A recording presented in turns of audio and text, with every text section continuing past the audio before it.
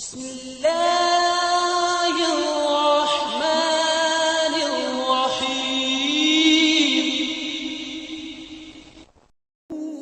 السلام علیکم سامعین ناظرین، میں عمران آپ کا میزبان حاضر ہوں تفسیر القرآن 8ویں شب کا بیان لے کر۔ امید ہے آپ سب خیریت سے ہوں گے۔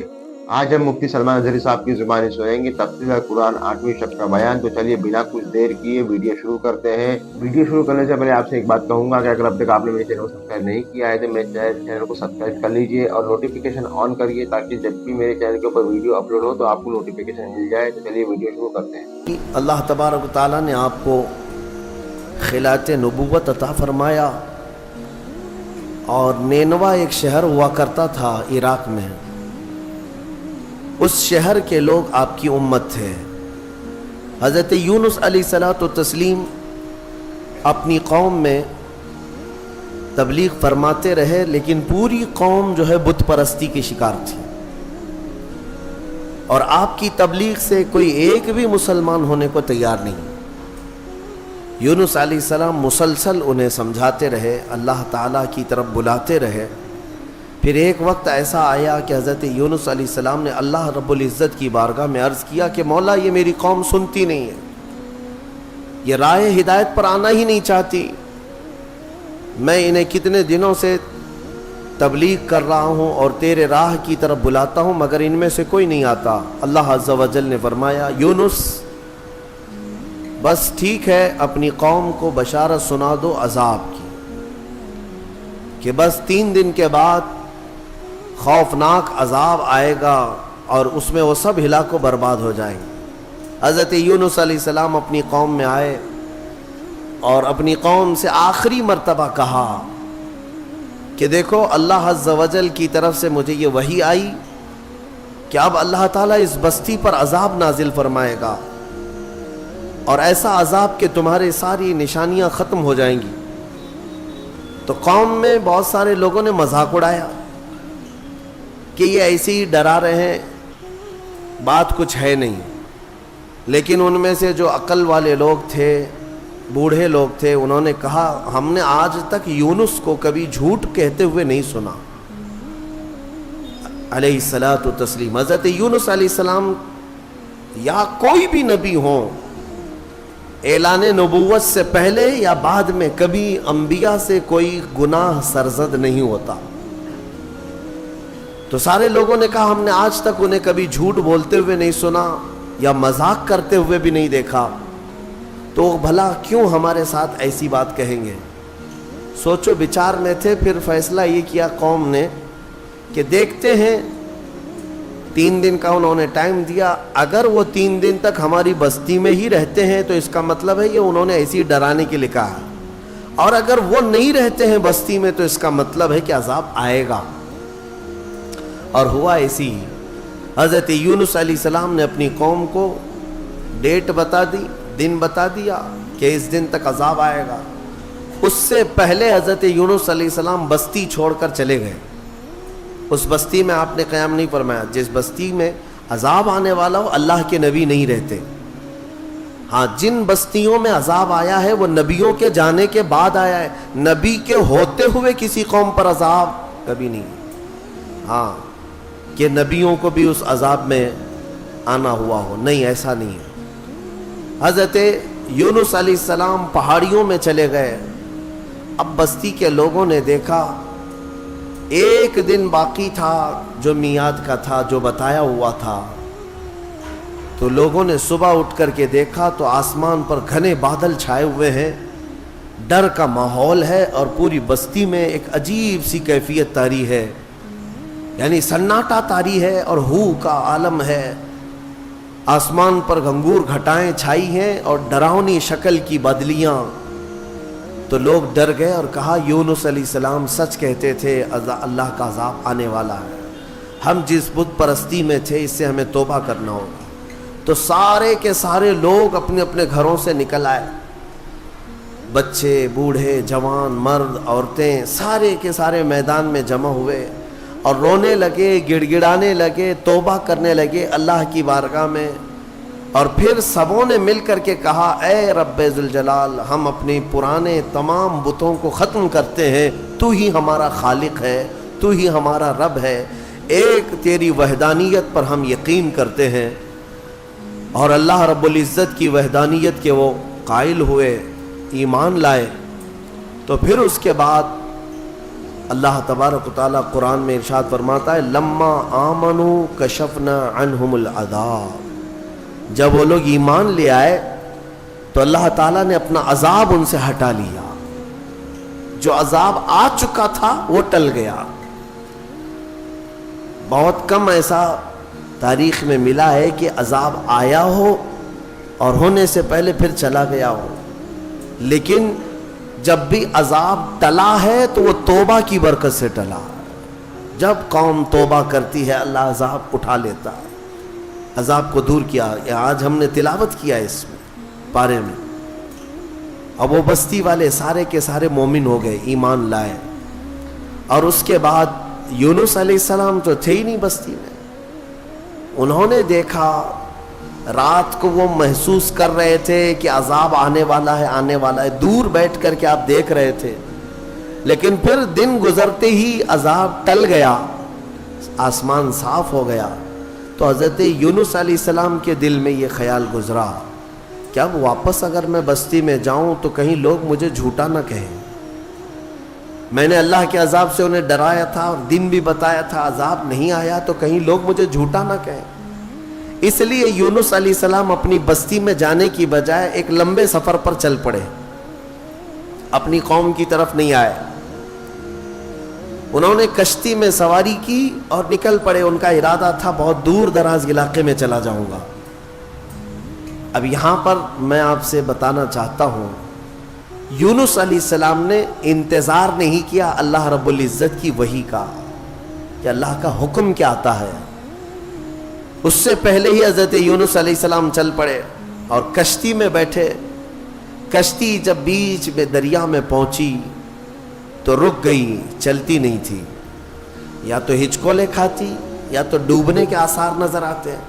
اور اس زمانے میں یہ مشہور تھا کہ اگر کسی کا بھاگا ہوا غلام کشتی میں سوار ہے تو کشتی آگے نہیں بڑھتی ہے، بیچ دریا میں پہنچ کر کے کشتی رک جایا کرتی، اس زمانے میں یہ مشہور تھا۔ تو جب کشتی بیچ دریا میں رکی تو لوگوں نے جو سوار تھے کہنا شروع کیا کہ لگتا ہے اس کشتی میں کوئی بھاگا ہوا غلام ہے، جس کی وجہ سے کشتی نہ آگے بڑھتی ہے اور بلکہ ڈوبنے جیسے آثار نظر آتے ہیں۔ حضرت یونس علیہ السلام نے ان سب کے سامنے کہا ہاں میں وہ غلام ہوں جو اپنے رب سے بھاگ کر آیا، میں ہی ہوں، انتظار کیے بغیر آ گیا ہوں، لیکن آپ کی شرافت دیکھ کر کے لوگوں نے آپ کے ساتھ اچھا معاملہ کیا، لیکن ہوتا یہ تھا کہ جو بھاگا ہوا غلام ہے اسے اٹھا کر کشتی سے سمندر میں پھینکا جاتا تھا، تب کشتی آگے بڑھتی تھی۔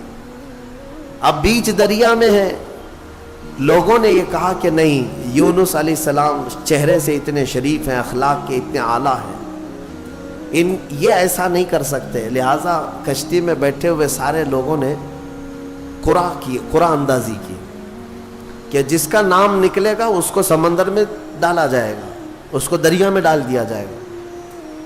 تو قرآن میں حضرت یونس علیہ السلام کا ہی نام نکلا، جب قرآن اندازی کی گئی ان کا ہی نام نکلا۔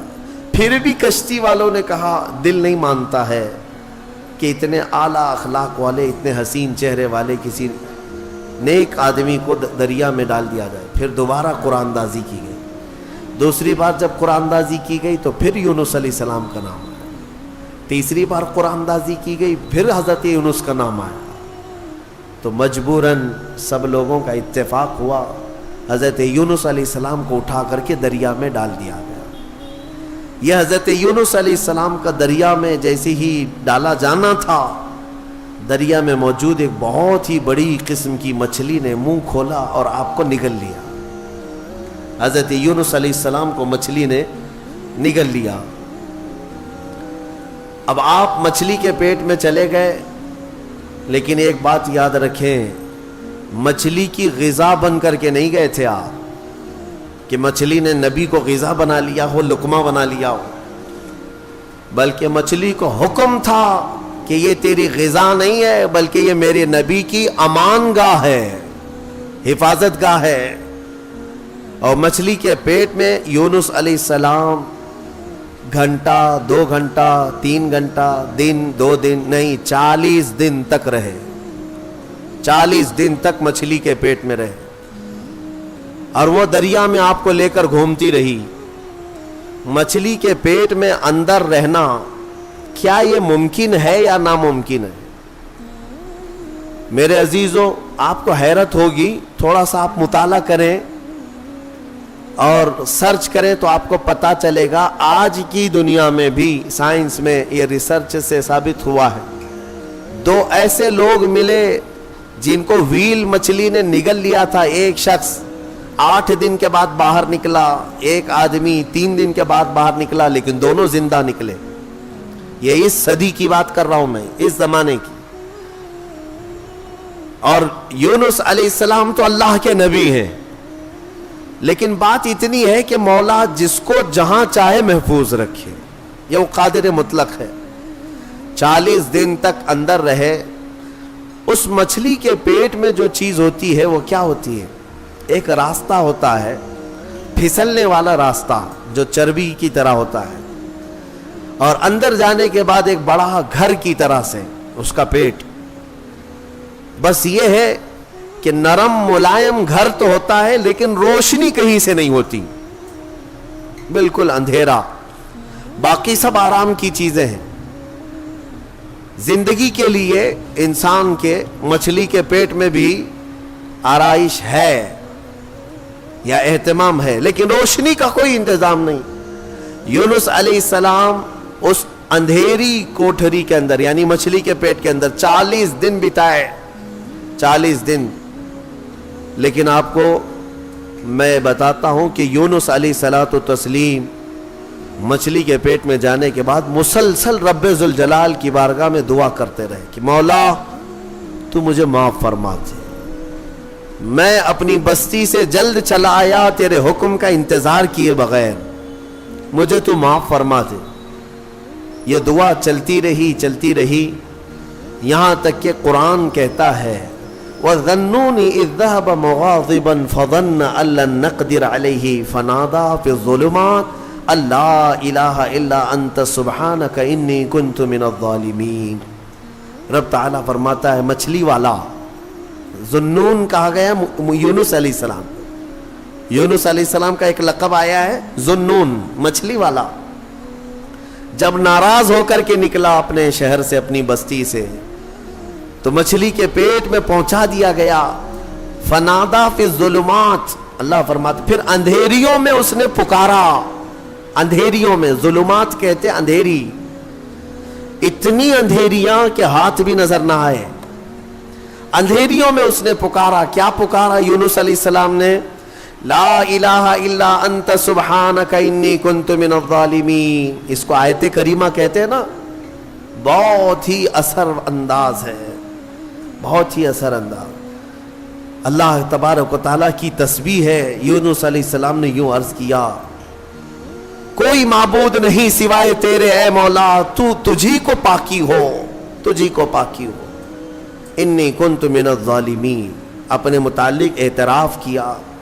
اور اللہ تبارک و تعالیٰ کو یہ جملہ اتنا پسند آیا کہ فوراً مولا فرماتا ہے فَاسْتَجَبْنَا لَهُ وَنَجَّيْنَاهُ مِنَ الْغَمِّ، ہم نے فوراً ان کی دعا کو قبول کر لیا اور ان کو اس غم سے آزاد کر دیا۔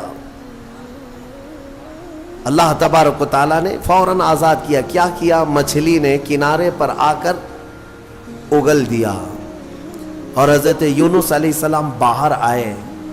باہر آنے کے بعد جانتے ہیں آپ کی کیفیت کیا تھی؟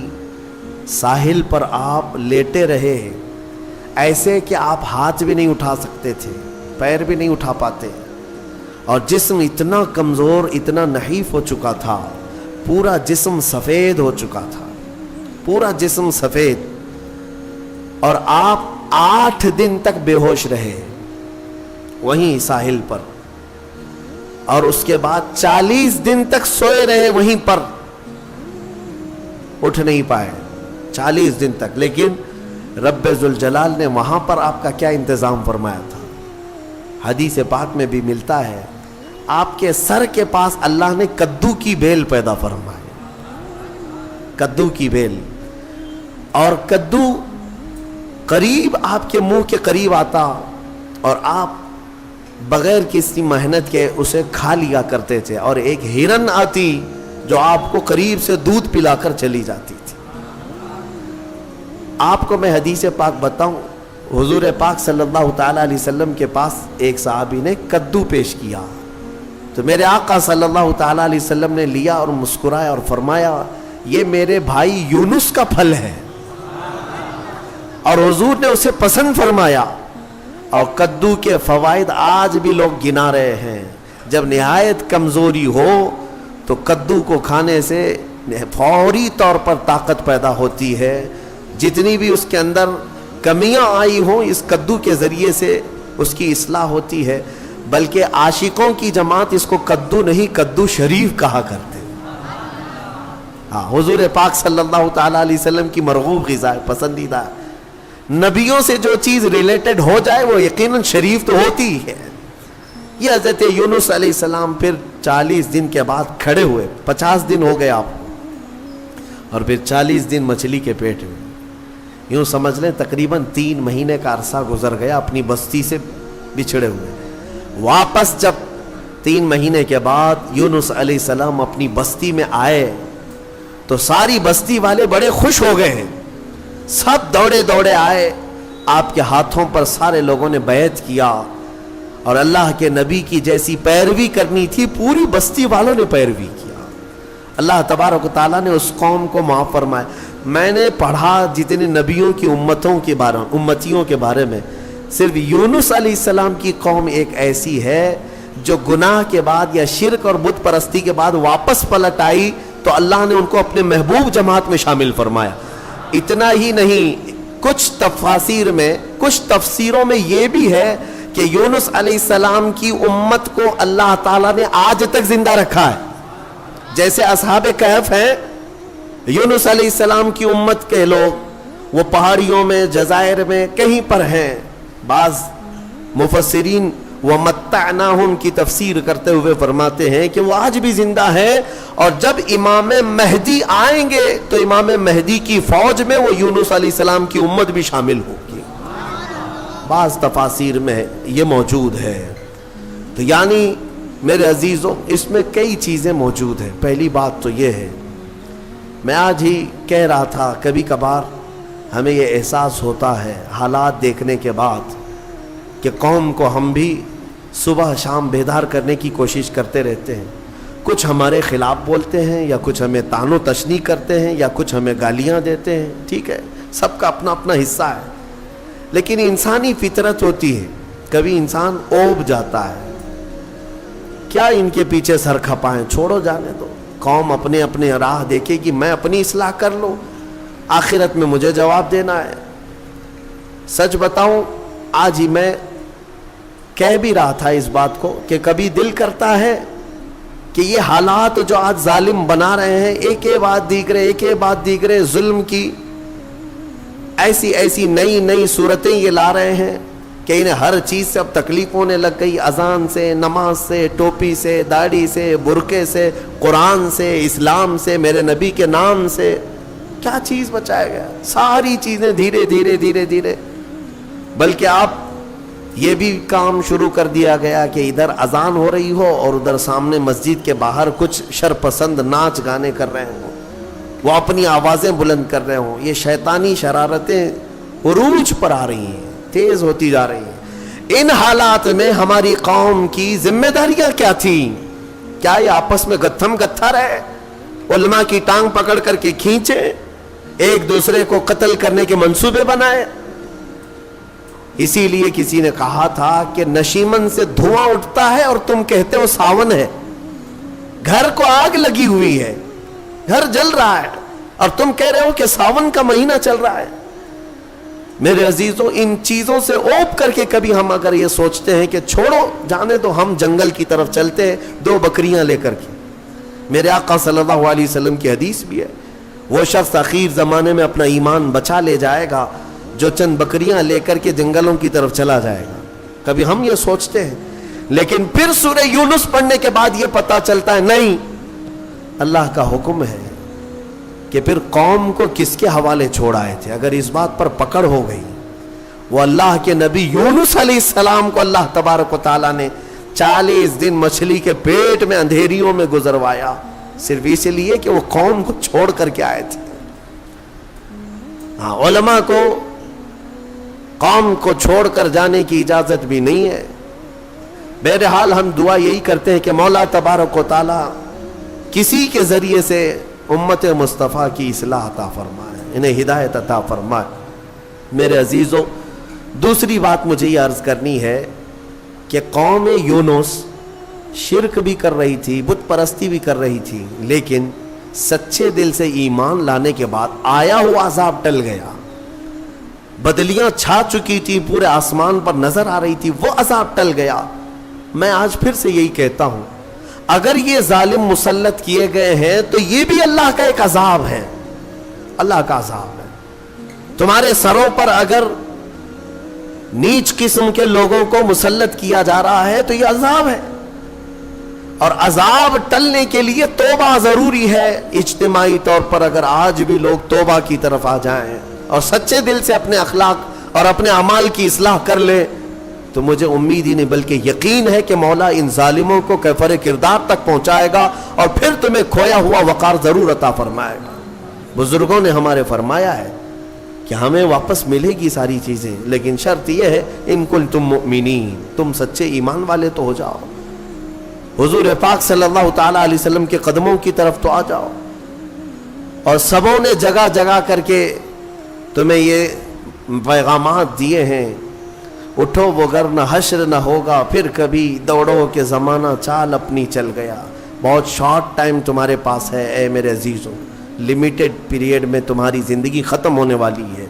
मुझे कभी कभार ये सोच करके हैरत होती है कि हमारे बच्चों का मुस्तकबिल क्या होगा, वो किस कदर चैलेंजेस से उनकी ज़िंदगी गुजरेगी पता नहीं है। आज उलमा की कसरत अभी भी मौजूद है, जबकि आज आपके हालात ये हैं कि कोई एक भी अपने बच्चे को आलिम बनाना नहीं चाहता, हाफिज नहीं बनाना चाहता। ख़त्म हो जाएंगे, ये ख़त्म हो जाएंगे, ये मेहराबें खाली हो जाएं, अजान देने के लिए कोई मिलता नहीं है। और ये हदीस पाक में मिलता भी है, हुजूर पाक सल्लल्लाहु अलैहि वसल्लम ने इरशाद फरमाया कि लोग अपनी नमाजों की इमामत के लिए ढूंढा करेंगे और कोई नहीं मिलेगा, फिर लोग जाहिलों को अपना सरदार बनाएंगे, वो ज़माना आएगा। इन छोटे बच्चों का मैं सोचता हूं कि ये कैसे चैलेंजेस से इनकी ज़िंदगी गुजरेगी। आज कुत्ते भौंक रहे हैं और सर चढ़ करके नाच रहे हैं, इन्हें नशा है, गुरूर है, घमंड है, तख्त का, ताकत का, हुकूमत का। और आप देख रहे हैं एक के बाद दीगरे ये जुल्म की नई नई दास्तानें लिखना चाहते हैं। जो चीज़ कभी सुना भी नहीं था वो अब टॉपिक शुरू हो चुके हैं। मस्जिदों की तारीख निकाली जाएगी। मैं आपको आज से कई साल पहले कहता था, आज फिर से मैं कहता हूं, याद रखना, बात यहां तक भी आएगी कि तुम्हारा कलमे तैयबा भी इन्हें गढ़ने लग जाएगा। कलमे तैयबा भी तुम्हारा ला इलाहा इल्लल्लाह कहना उनके लिए गढ़ने और चुभने लग जाएगा। फिर वो इस बात पर भी आएंगे कि तुम हमारे खुदाओं का इनकार करते हो। जाहिर सी बात है, कलमे तैयबा है ही बुनियादी इस बात पर है। वो ये इन हालात की तरफ मैं सिर्फ इसलिए बार बार तंबीह करता हूं कि अगर आज हम अपने अखलाक और आमाल की इस्लाह नहीं करेंगे तो कल का आने वाला दिन हमारे लिए और भी अंधेरियां ले आएगा और भी सख्त तरीन होगा। बहरहाल सूरह यूनुस के इख्तिताम हो चुके। सूरह तौबा की आखिरी आयत मुझे अर्ज करनी थी जो बड़ी फजीलत वाली भी है। दो आयतें हैं और बड़ी फजीलत वाली आयतें हैं, जिसमें अल्लाह ताला फरमाता है, लक़द जाअकुम रसूलुम मिन अनफुसिकुम अज़ीज़ुन अलैहि मा अनित्तुम हरीसुन अलैकुम बिल मुमिनीना रऊफ़ुर रहीम। तहकीक के तुम्हारे पास एक ऐसा रसूल आया जिसे तुम्हारा तकलीफ में पड़ना देखा नहीं जाता। उस रसूल को बर्दाश्त नहीं होता तुम्हारा तकलीफ में पड़ना, ایک صفت میرے رسول کی یہ بتائی، عزیز علیہ ما عنتم، رسول کو یہ گوارا ہی نہیں ہوتا کہ امت تکلیف میں ہو، حریص علیکم بالمؤمنین، اور اس رسول کی دوسری عادت یہ ہے کہ اگر سب سے زیادہ کسی بات کی وہ رسول طلب رکھتا ہے تو صرف تمہارے ایمان کی، کہ تم ایمان والے ہو جاؤ۔ اور پھر تیسری چیز رب تعالیٰ فرماتا ہے رؤوف الرحیم، نہایت ہی نرم دل اور رحم کرنے والا شفیق رسول تمہارے پاس آیا۔ یہ تین صفات لے کر کے میرے مصطفیٰ تشریف لائے۔ میرے عزیزوں، آج پھر سے میں نوجوانوں کو بیدار کرتا ہوں، تمہیں پتہ ہے کہ تمہارے درد پر ہاتھ رکھنے والا کون ہے؟ آج تمہارا حقیقی مسیحا کون ہے؟ کون ہے جو تمہارے کرب کو، تمہارے غم کو سمجھ سکتا ہے؟ آج دنیا میں کوئی نہیں ہے، جس کے سامنے جا کر ذکر کرو گے وہ مذاق اڑائے گا۔ تم اپنے غم کی داستان کسی کو سناؤ گے تو کل وہ چار لوگوں میں کہے گا دیکھا فلاں کیسی بلا میں مبتلا ہے۔ لیکن ایک ذات محمد الرسول اللہ کی ہے، میرے آقا صلی اللہ تعالی علیہ وسلم، جن کی صفت ہی قرآن یہ کہتا ہے کہ تمہارا تکلیف میں پڑنا رسول کو دیکھا نہیں جاتا۔ ایک حدیث کا مفہوم میں بتا رہا ہوں، ایک حدیث کا مفہوم فرماتے ہیں میرے آقا صلی اللہ تعالی علیہ وسلم کہ اگر کسی امتی کے تلوے میں کانٹا بھی چبھ جائے تو اس کے درد کا احساس حضور کو ہوتا ہے، حضور اس کا احساس کرتے ہیں۔ لیکن یہ امت کا کیا، کبھی رسول پاک صلی اللہ علیہ وسلم کی عزت کا بھی احساس نہیں رکھتی، ان کے ناموس کا، ان کی محبت کا خیال نہیں رکھتی، سب کو اپنی اپنی من مانی کرنی ہے، اپنی طبیعت کی سننی ہے، مجھے اپنی خواہشات پہ جینا ہے۔ حضور کیا چاہتے ہیں وہ کسی کو نہیں چاہیے آج۔ لیکن اس رسول کریم صلی اللہ تعالی علیہ وسلم نے اپنی پوری زندگی امتی امتی کہا یا نہیں کہا؟ ہر گھڑی امتی امتی کہا۔ معراج کی شب میں بھی جا کر کے میرے آقا نے اللہ کی بارگاہ میں یہی سوال کیا کہ مولا میری امت کی بخشش میرے حوالے فرماتے۔ معراج کی شب میں قبر کی گود میں بی بی آمنہ کے ہاں دودھ پینے کے ایام میں، اور پھر مدینہ طیبہ کے احوال میں رسول کریم صلی اللہ تعالی علیہ وسلم نے سب سے زیادہ یاد کیا ہم جیسے نکموں کو یاد کیا، ہم جیسے گنہگاروں کو یاد کیا، بلکہ رویا بھی کرتے تھے اپنی امت کی یاد میں۔ اعلیٰ حضرت فاضل بریلوی رضی اللہ تعالیٰ عنہ فرماتے ہیں اللہ کیا جہنم اب بھی نہ سرد ہوگا، رو رو کے مصطفیٰ نے دریا بہا دیے۔ کس بات پر رویا کرتے تھے؟ ماں عائشہ صدیقہ فرماتی ہیں کہ رات کو بستر پر سوئے ہوتے رسول پاک صلی اللہ علیہ وسلم، پھر اچانک بستر چھوڑ کر اٹھ جاتے، عبادت کے لیے کھڑے ہو جاتے، کھڑے ہوتے اتنا کہ فجر ہوتی، اور حضرت عائشہ فرماتی ہیں حضور کی پنڈلیاں سوج جاتی تھیں، میں کپڑے سے سینک سینک کر کے نرم کیا کرتی، اور کبھی اگر بجلی کڑکے باہر یا ابر چھا جائے حضور اپنے گھر سے باہر نکل آتے، ہاتھ پھیلا کر مولا کی بارگاہ میں دعا کرتے کہ مولا ان بجلیوں کو دور کر دے، اس ابر کو ہٹا دے۔ حضرت عائشہ فرماتی ہے میں پوچھا کرتی کہ میرے آقا آپ جب بھی بجلیاں کڑکتی ہیں ابر چھاتا ہے تو کیوں گھبراتے؟ آپ فرماتے اے عائشہ پچھلی امتوں پر جب بھی عذاب آتا تھا تو پہلے بجلیاں آتی تھی پھر ابر چھاتا تھا، تو میں اسی بات کا خوف رکھتا ہوں کہ کہیں یہ ابر اور یہ بجلیاں میری امت پر عذاب نہ بن جائیں۔ میں اللہ کی بارگاہ میں دعا کر کے ان چیزوں کو ٹال دیا کرتا ہوں۔ کون ہے؟ اسی لیے اعلیٰ حضرت نے فرمایا تھا جو نہ بھولا ہم غریبوں کو رضا، یاد اس کی اپنی عادت کیجیے۔ اے سنی مسلمانوں، اگر حضور کو یاد نہ کرو گے تو پھر کس کو یاد کرو گے؟ نبی پاک صلی اللہ تعالی علیہ وسلم کے متعلق ایک بات میں صرف اتنی کہہ دوں، رونگٹے کھڑے ہو جاتے ہیں، جسم میں کپ کپی طاری ہو جاتی ہے۔ وہ وقت جب آپ کا آخری تھا، ظاہری دنیا سے رخصتی کا وقت ہے، حجرہ عائشہ میں میرے آقا آرام کر رہے ہیں، بخار کی شدت ہے، ملک الموت اندر داخل ہوئے، حضور کی اجازت سے روح قبض کرنے آئے تھے۔ یہ سکرات کا جو وقت ہوتا ہے نا، نزع کا وقت بہت شدید ہوتا ہے، آپ ایکسپلین میں نہیں کر سکتا کہ وہ وقت کیسا ہوتا ہے۔ کیونکہ جو جھیلا ہے وہ پھر واپس آیا نہیں بتانے کے لیے. نزع کا وقت، اس میں انسان اپنے ماں باپ کو بھول جاتا ہے، پہچان نہیں پاتا اپنے بیٹوں کو بیٹیوں کو، حتیٰ کہ بعض نزع کی کیفیت اتنی سخت ہوتی ہے کہ اپنا نام بھول جاتا ہے، نہیں یاد رہتا، اپنے آپ کو بھول جاتا ہے نزع کے وقت. لیکن میرے مصطفیٰ کریم صلی اللہ تعالی علیہ وسلم اس کیفیت میں جب نزع کا وقت تھا، ملک الموت قریب آئے تو کیا پوچھا جانتے ہیں؟ پوچھتے ہیں اے اسرائیل، یہ نزع کا وقت بڑا سخت ہوتا ہے، بہت درد والا ہوتا ہے، بتا تو ذرا کیا میری امت کو بھی اس حالت سے گزارا جائے گا؟ جو نہ بھولا ہم غریبوں کو رضا. اس کیفیت میں ہر کوئی اپنے آپ میں رہتا ہے. اگر وہ رسول نزع کے وقت بھی اگر اپنی امت کو یاد کرتے ہوں تو کیا امت پر اتنا بھی حق نہیں ہے کہ آج اپنے حبیب پاک کی عزت کے لیے اور حضور پاک صلی اللہ تعالی علیہ وسلم کی ناموس کے لیے جو بہانے بازیاں کی جا رہی؟ میرے عزیزوں، بہرحال کہنے کو بہت ساری چیزیں ہیں. بعض کو ایسا لگتا ہوگا کہ ہم کوئی فیلڈ بنا رہے ہیں، ہمارا اب بچا کیا ہے؟ میں جس طرح آپ کے درمیان بیانات کر رہا ہوں سب کو پتا ہے، بہت سارے لوگ ڈرتے بھی ہیں، بہت سارے لوگوں کو پتا ہے کہ کیا ہونا ہے، ان کے ساتھ کیا کیا جائے گا. لیکن میں صرف یہی چیز محسوس کرتا ہوں، جب تک اللہ نے آواز دی ہے یا جب تک اللہ نے طاقت دی ہے، یہ امانت منتقل کر دی جائے، ورنہ قبر میں جا کر میرے مصطفیٰ کریم صلی اللہ علیہ وسلم کی بارگاہ میں شرمندہ نہ ہونا پڑے، ذلیل و رسوا ہونا نہ پڑے. کیونکہ سامنا تو اس رسول کا کرنا ہی ہے، قبر میں ہو یا حشر میں ہو.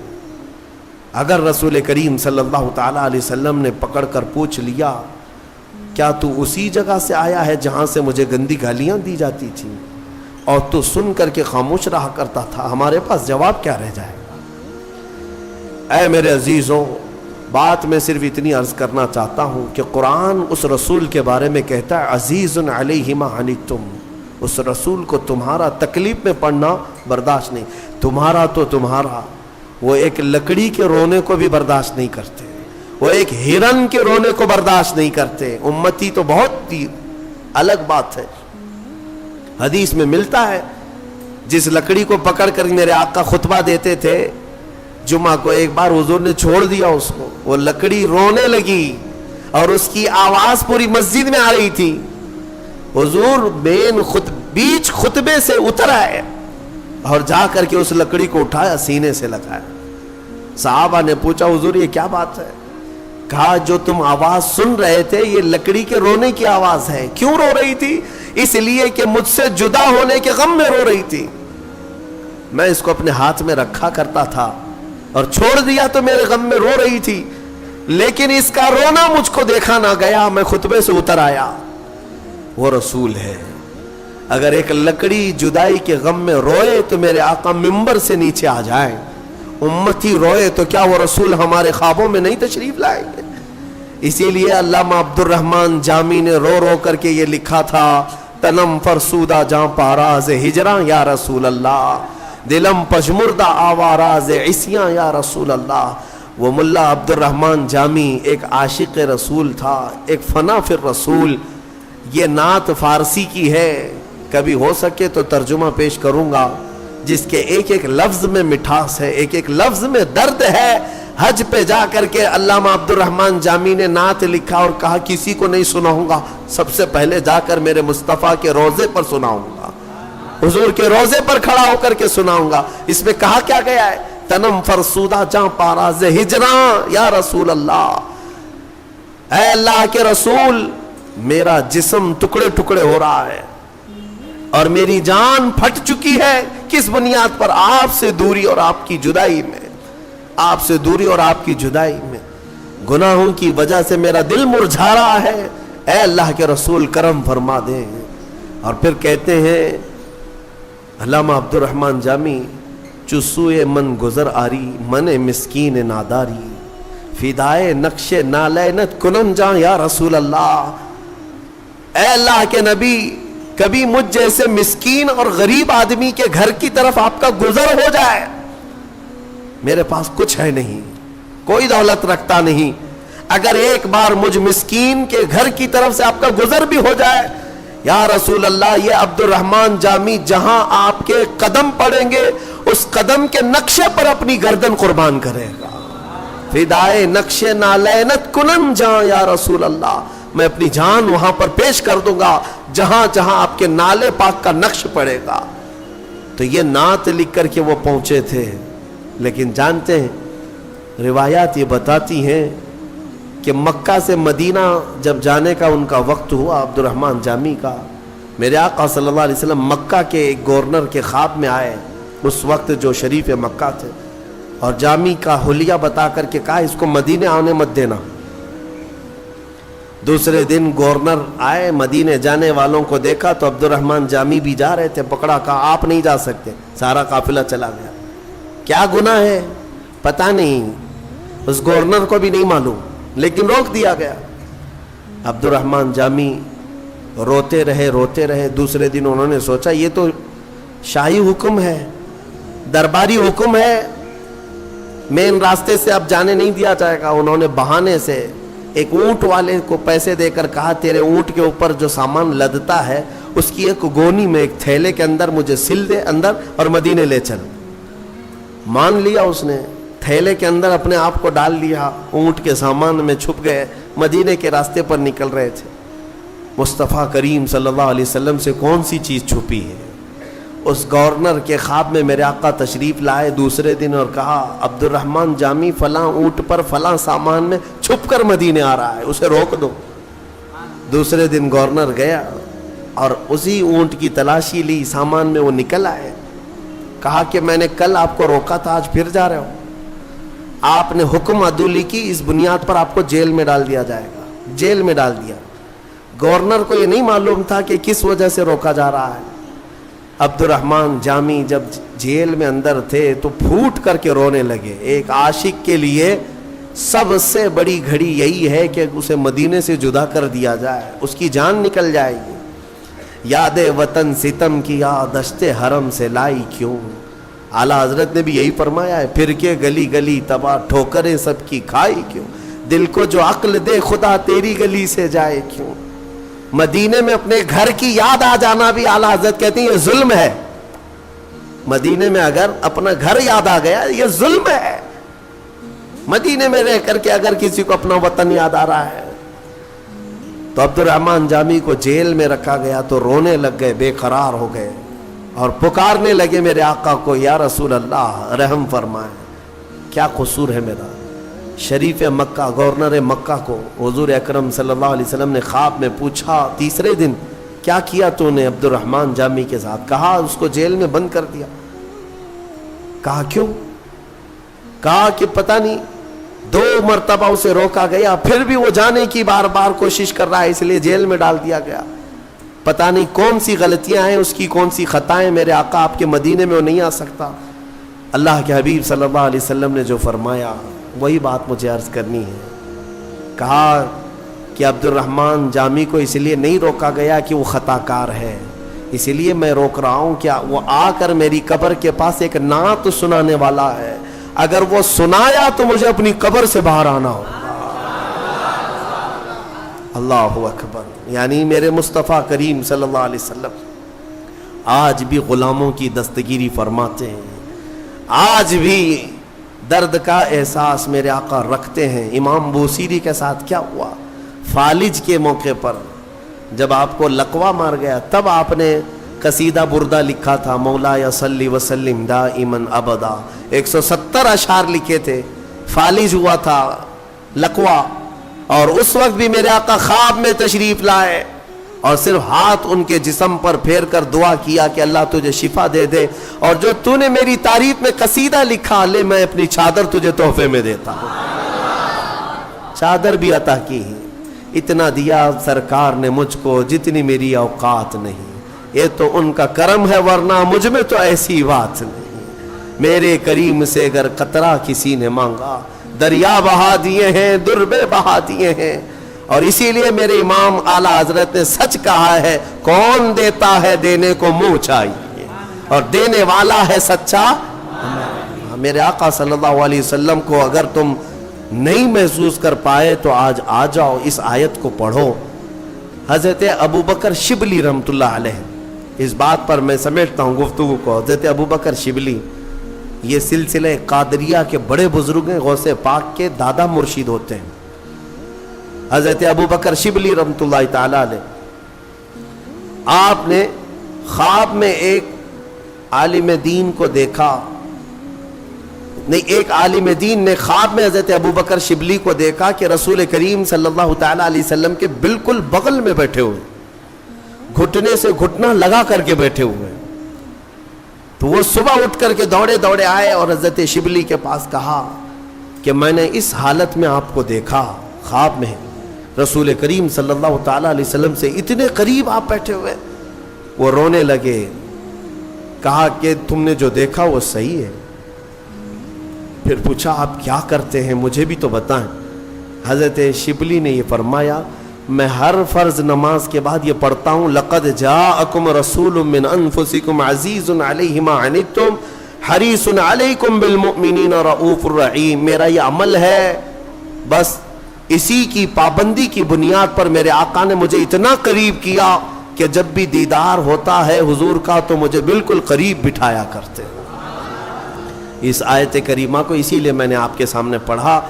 الحمدللہ ہمارا معمول ہے بہت سالوں سے، اس کے تجربات بھی ہم نے دیکھے، اس لیے آپ سب بھی اس کا ورد رکھیں، ہر نماز کے بعد اس آیت کو ضرور پڑھا کریں۔ یہ دو آیتیں سورہ توبہ کی آخر کی، اس میں میرے آقا صلی اللہ تعالی علیہ وسلم کی تعریف میں مولا نے فرمایا عزیز علیہ ما عنتم، ایک کہ انہیں تمہارا تکلیف میں پڑھنا دیکھا نہیں جاتا، دوسرے یہ کہ وہ ایمان کی طلب رکھتے ہیں تمہارے، صرف اور صرف تم ایمان لے آؤ، حضور کی یہی ایک طلب ہے، یہی خواہش۔ آپ کو پتا ہے وہ مکہ کا وقت ایک مرتبہ ایسا ہوا کہ ابو جہل ظالم مردود لعین نے میرے آقا پر ہاتھ اٹھائے تھے حرم پاک میں، خانہ کعبہ کے اندر۔ حضور اکرم صلی اللہ تعالی علیہ وسلم پر ہاتھ اٹھایا اور زخمی کیا۔ حضور اکرم صلی اللہ تعالی علیہ وسلم کو اس نے جو یہ گستاخی کی، لوگ بیٹھ کر تماشا دیکھتے رہے، کوئی قریب نہیں آیا۔ حضور وہاں سے پھر چل پڑے، اپنے گھر آئے۔ اس وقت حضور کے چچا امیر حمزہ، وہ پہلوان تھے مکہ کے لیکن ایمان والے نہیں تھے، ان کو اپنا دوسرا دین جو مکہ والوں کا تھا وہ پسند تھا، ایمان نہیں لائے تھے۔ کافی لوگ لا چکے تھے لیکن امیر حمزہ نہیں لائے۔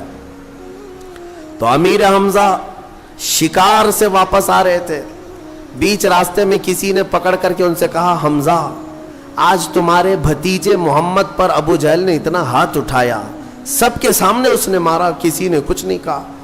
امیر حمزہ کو غیرت جاگ گئی، اپنے بھائی کا خون تو ہے، ایمان لائے ہوئے نہیں ہے، کفر میں، اس کے باوجود حضور پاک صلی اللہ تعالی علیہ وسلم چونکہ سگے بھتیجے ہیں امیر حمزہ کے، غیرت جاگ گئی، حضور کے پاس آئے ہی نہیں، سیدھے حرم میں گئے۔ ابو جہل میٹنگ میں بیٹھا ہوا تھا لوگوں کے درمیان، اس کا جامہ پکڑا، کالر پکڑا، کھینچتے ہوئے صحن میں لائے اور بیچ صحن میں لا کر اس کو اتنا لاتوں سے گھوسوں سے مارا، خوب مارا، اور اس کے بعد کہا خبردار، تو سمجھتا ہے کہ محمد یتیم ہو گیا اور اس کے گھر میں کوئی نہیں، اس کے بعد اگر انگلی بھی اٹھائے گا تو توڑ ڈالوں گا۔ امیر حمزہ کا یہ جلال تھا، پورا قریش دیکھتا رہ گیا اور دوسرے لوگ خاموش رہ گئے کیونکہ امیر حمزہ کے مقابل میں کوئی نہیں آتا تھا۔ ابو جہل خوب پیٹا، مارا گیا اور اس کے بعد دم دبا کر چلا بھی گیا۔ امیر حمزہ چونکہ بدلہ لے چکے تھے اور آواز بھی بلند ہو گئی لوگوں کے درمیان کہ ہاں محمد کو جتنا صلی اللہ علیہ وسلم، اس نے ابو جہل نے ہاتھ لگایا اس سے کئی گنا زیادہ تو امیر حمزہ نے پیٹ ڈالا اس کو۔ حضرت امیر حمزہ آئے حضور کو ڈھونڈتے ہوئے کہ خوشخبری دے دوں، کہاں ہے؟ حضور ایک جگہ بیٹھے ہوئے تھے، آئے، کہا بھتیجے آج کا حادثہ مجھے پتا چلا کہ اس مردود نے تم پر ہاتھ اٹھایا، مجھ سے برداشت نہیں ہوا، میری غیرت نہیں، گوارا نہیں کیا، میں آتا بھی تم سے ملنے تو کیسے آتا، اس لیے سیدھے میں شکار سے حرم میں گیا اور پہلے اس کو اچھی طرح سے پیٹا ہوں، لوگوں سے پوچھو، خوب مارا ہوں، اور پھر تمہارے پاس آیا ہوں، بدلہ لے چکا ہوں۔ حضور سنتے رہے۔ अमीर हमजा बोलते रहे। फिर थोड़ी देर के बाद अमीर हमजा ने कहा कि भूल जाओ गम को, अब मुस्कुरा तो दो, अब मुस्कुरा तो दो। हुजूर की मुस्कुराहट के तलबगार थे। आप मुस्कुरा दो, अभी जो हो गया खत्म, मैंने बदला ले लिया आपकी तरफ से। मेरे आका ने चेहरा उठाया और पूछा, हमजा आप मेरी खुशी चाहते हो, मेरी मुस्कुराहट चाहते हो? कहा। मेरे आका ने फरमाया, बदले से मैं नहीं मुस्कुराऊंगा, एक बार आप ईमान ले आओ, मैं मुस्कुरा दूंगा। कलमा तैयबा पढ़ो। अमीर हमजा कहते हैं, दुनिया का कोई इंसान ऐसा नहीं होगा कि वो अपने दुश्मन से बदला ले लेने के बाद खुश ना होता हो। सिर्फ मैंने मोहम्मद को देखा, वो जीते हैं तो बदला लेने के लिए नहीं, बल्कि लोगों के ईमान की तलब में जीते हैं। वही कुरान कहता है, हरीसुन अलैकुम बिल मुमिनीन, वो रसूल तुम्हारे पास आया है जिसे सिर्फ तुम्हारे ईमान की तलब है, तुम्हारे ईमान की तलब। और रऊफुर रहीम, निहायत ही नरम और निहायत ही शफकत करने वाला।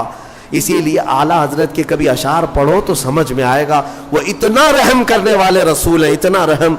मियाँ आप आजमा करके देख लेना, किसी के साथ धोखा किया हो, किसी की बात आपने टाल दिया हो, एक बार किसी ने आपको 100 रुपये दिए, 1000 रुपये दिए, 10,000 रुपये दिए, नहीं लौटाए, दूसरी बार जाओ उससे मांगने के लिए, दरवाजा बंद कर लेगा, रास्ता काट लेगा।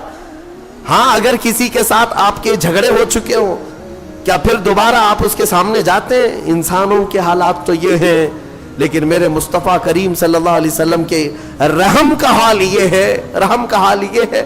आला हज़रत फरमाते हैं, करके तुम्हारे गुनाह मांगे तुम्हारी पनाह, और तुम कहो दामन में आ, तुम पे करोड़ों दुरूद। गंदे निकम्मे कमी, महंगे हैं कोड़ी के तीन, कौन हमें पालता, तुम पे करोड़ों दुरूद। या रसूल अल्लाह, बेहुनरो बेतमीज किसको हुए हैं अजीज, बेहुनरो बेतमीज किसको हुए हैं अजीज, एक तुम्हारे सिवा, तुम पे करोड़ों दुरूद। बख्श दो जुर्मो खता, तुम पे करोड़ों दुरूद। मेरे आका सल्लल्लाहु तआला अलैहि वसल्लम का ही ये रहम का मामला है। उम्मत 1000 गुनाह करने के बाद भी एक बार दरबार में आती है तो मेरे आका उसे बुला लिया करते हैं। आता है फकीरों पे उन्हें प्यार कुछ ऐसा, खुद भीख दे और खुद कहे मंगते का भला हो। और फिर कयामत के दिन भी कुछ लोगों को फरिश्ते पुकार रहे होंगे, फलां बिन फलां कहाँ है, मैदान में दिख नहीं रहा है, पकड़ लाओ, उसका जुर्म है, फलां मुजरिम है। जुर्म की वजह से फरिश्ते ढूंढ रहे होंगे। फरिश्तों को ढूंढने में कोई मेहनत लगनी है? वो जहां से चाहेंगे उठा लेंगे। लेकिन कुछ मुजरिमों को मैदान में ढूंढा जा रहा होगा, लेकिन वो मुजरिम मिल नहीं रहे होंगे। तो फिर उसी को इमाम ज़मन कहते हैं, ढूंढा ही करे सदर कयामत के सिपाही, वो किसको मिले जो तेरे दामन में छुपा हो। कुछ लोगों को मेरे आका अपनी चादर में छुपाए हुए होंगे। यह हदीस पाक में मौजूद है, हदीस पाक में। उनसे ज्यादा रहम का मामला हमारे साथ कौन कर सकता है, बताओ। हुजूर सहाबा से कहते हैं, तुम कयामत के दिन मुझे अगर देखोगे तो किस हालत में देखोगे? मेरे आका फरमाते हैं, मेरी हालत ये होगी कि मेरे कंधे पर चादर पड़ी होगी, मेरे कंधे पर एक चादर होगी और चादर कंधे से खिसक खिसक कर गिर रही होगी। मैं एक हाथ से अपनी चादर संभाल रहा हूँ और दूसरे हाथ से अपने उम्मतियों को पकड़ रहा होगा। अजीज बच्चे को माँ जिस तरह तलाश करे, खुदा गवाह है यही हाल आपका होगा। जैसे अजीज बच्चे को माँ यहाँ ढूंढती है, कहाँ है मेरा बच्चा, हुजूर अकरम सल्लल्लाहु अलैहि वसल्लम क़यामत के दिन अपनी उम्मतियों को ढूंढ रहे होंगे। जो रसूल यहाँ भी रहम करे और कब्र में हमारे पहुंचने के बाद नकीरैन से पहले ही आ जाए और फिर हश्र में हमारी सिफारिश करे, तो ऐ सुन्नी मुसलमानों बताओ, क्या उस रसूल की याद करना हम पर हक नहीं है? क्या हम पर फर्ज नहीं है? हमारे लिए यही तो हमारा ऐन शिवा बन जाए, हमारा दस्तूरुल ऐन बन जाए, जिंदगी का हमारा मेन मकसद ये बन जाए कि दम में जब तक दम है जिक्र उनका सुनाते जाएंगे, दम में जब तक दम है जिक्र उनका सुनाते जाएंगे। इसी बात पर मैं गुफ्तगू खत्म करता हूँ। आज ले उनकी पनाह, आज मदद मांग उनसे, कल न मानेंगे कयामत में अगर मान गया। ऐ मेरे अजीजों, इसी में आफियत है, इसी में बरकत है कि इस बात पर जमे रहो और इसी बात पर दुनिया से जाओ। उन्हें जाना, उन्हें माना, न रखा गैर से काम, लिल्लाहिल हम्द मैं दुनिया से मुसलमान गया। व आखिर दावाना अनिल हम्दुलिल्लाहि रब्बिल आलमीन। ہاں تو سامنے ناظرین، امید ہے آپ نے یہ تفسیر القرآن 8ویں شب کا بیان پورا سنا ہوگا۔ ملتے ہیں کل انشاءاللہ 9ویں شب کا بیان لے کر، تب تک کے لیے السلام علیکم۔